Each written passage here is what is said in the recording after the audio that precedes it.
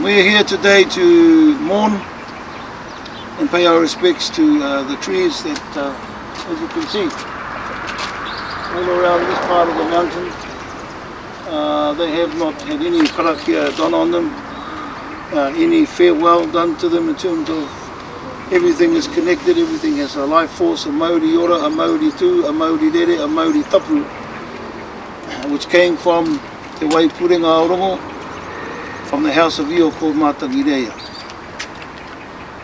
From there the life force came through the tree of life, te more, te weo, te akatarea, te waunu, te kune, te whea, te kore, te pō. Then the life force came from Rangi and Papa, sky and earth, to Tāne, te waiora ku mea hine waore ki me get all the trees. All the trees here, be it exotic or be it native. These trees have not been accorded the appropriate farewell ceremony, the appropriate blessing, the appropriate karakia, and also this is the opportunity for us to give that ceremony now to the trees, as you can see them all here. Ngā karohara ki arata.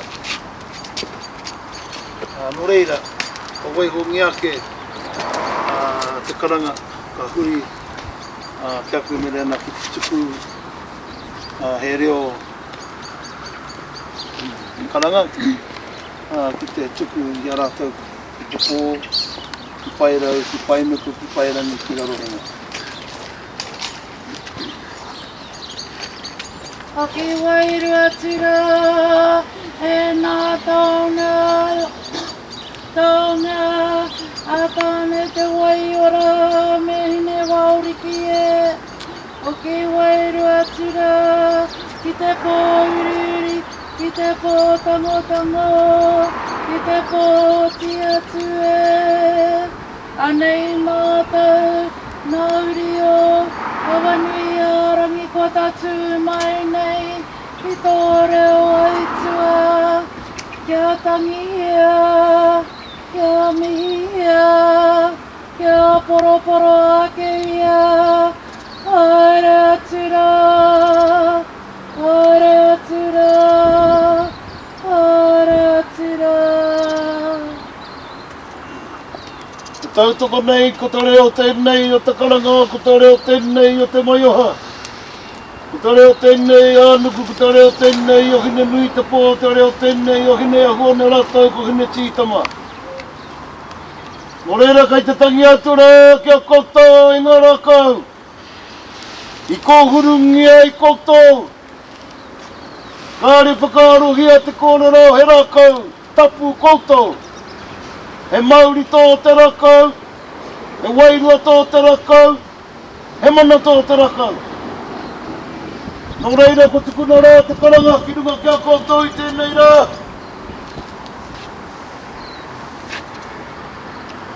Koutou, i whakaora i te Maungarei. Toi ora, toi nuku, toi tapu, toi rangi. Nō reira haere koutou ki te ngia te mātoru i te pō. Ko makatakoto tia te ara Wairua. I te mana o te wahine. I te uri o moitu, i te uri o pirihita. Ko koutou i tēnei rā.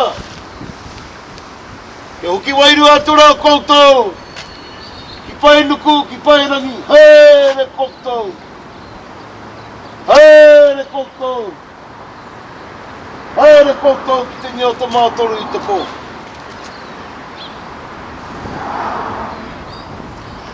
We acknowledge the trees of this place and the life force that they breathed into the mountain, to this place for many years, ensuring the protection of the ecosystems and the biodiversity of this mountain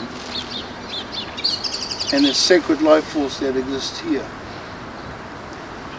There was no karakia performed, there was no karanga performed to spiritually send the spirit of the trees back to the origin of its source. To the sky, to the earth, to the land, to the mountains, to the rocks, all these things are connected today through the karanga and through us being here, we have performed the karakia, the ceremony of Poroporaki, to give thanks and farewell them and send them spiritually to Hawaii ki nui, Hawaii ki roa, Hawaii ki pāmama. I'd like to close with the karakia here in Maungarei. Recognise the trees and us are one, whether alive or whether passed on. The spirit of the trees exists in us and around everything that is here. So we're pleased to be part of this special tree koi, this opportunity to walk in the footprints of our elders, the trees. From this morning at Western Springs, it was a mission for us to be here, but it was important for us to be here to complete the circle, the mission of going through the different trees and giving thanks and giving praise and sending them spiritually, appropriately with love and kindness from the soul. From Western Springs, we went to Te Puna Wairaka in the marae there, preparing also for the biggest culling of trees that's going to happen at the Unitec. Then we went up to Wairaka and recognised the Māori and the life force of the mountain there. And we travelled to Otahuhu, Mount Richmond, and the important things that the community are dealing with there, to look after and protect the trees there, and therefore the life force of that mountain, of that parcel.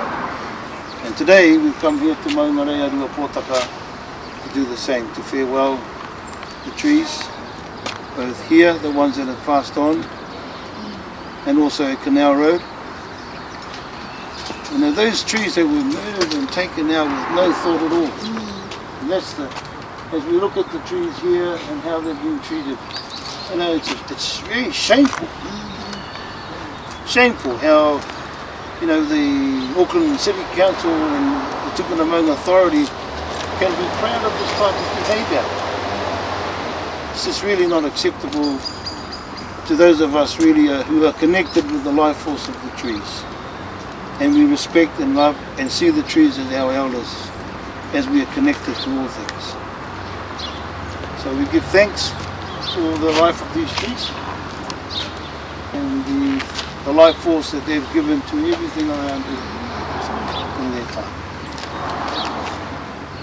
Ko te kie mauri ora ia wera tēnā te whakahurara takatau ta mētura ki atu ki takatautai urara takatautai mētura ki atu ki takatauta e rau ki rā te kore pēnui te kore pēroa te wāhi awa te tatai awa whakamai tamai te ara whakamau tamai te ara wātu kōrongo kaura kau ki ia tuku atu tamaki wahoi te tā whakawhaka e pūtanga riki nōrongo.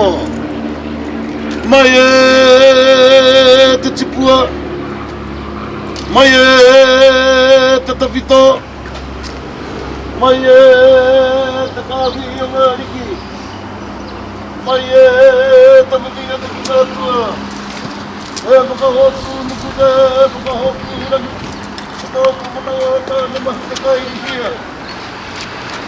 Mauri o wēnei rakau, patapoto. Tina nā wēnei rakau, patapoto. Karanga sia te karanga, pakatakotuki ai te ara. Kia hoki wairu atu rā pakatakotuki au te matoru i te pō. Patakoto mai rā te ara.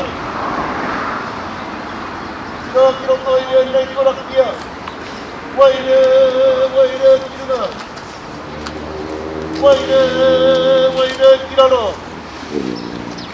Waire ki ngā tukutuku a tāne. Tāne nui arangi ko tāne te waiora. Ko tāne nuku ko tāne miroinga, ko tāne i te pupuke, ko tāne i te kukune.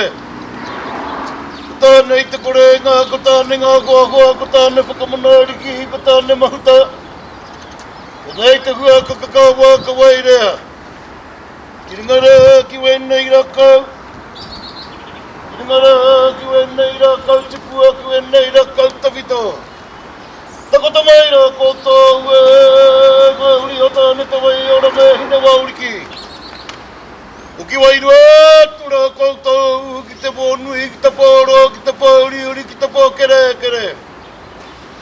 Ke takahi atura koutou te ara tia tia.